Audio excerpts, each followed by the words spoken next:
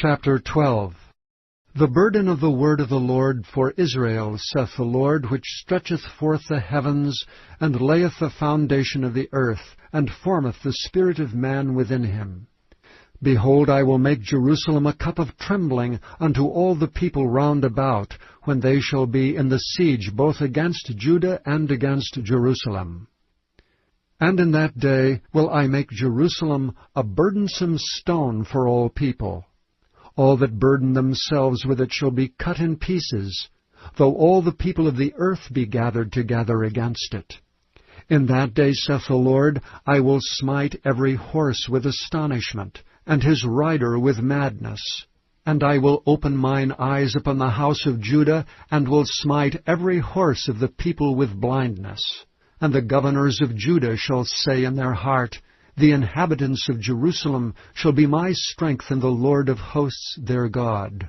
In that day will I make the governors of Judah like an hearth of fire among the wood, and they a torch of fire in a sheaf.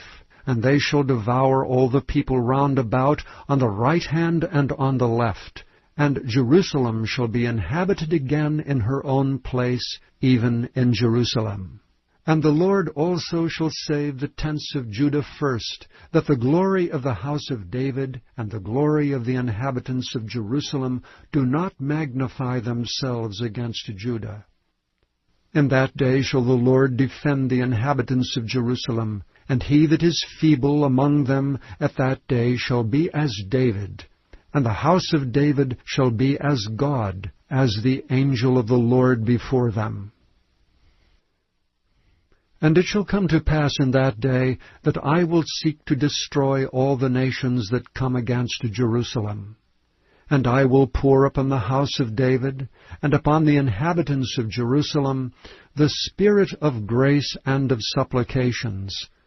And they shall look upon me whom they have pierced, and they shall mourn for him, as one mourneth for his only son, and shall be in bitterness for him, as one that is in bitterness for his firstborn.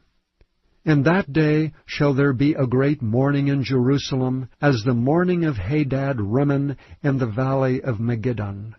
And the land shall mourn, every family apart, the family of the house of David apart, and their wives apart, the family of the house of Nathan apart, and their wives apart, the family of the house of Levi apart, and their wives apart, the family of Shimei apart, and their wives apart, all the families that remain, every family apart, and their wives apart.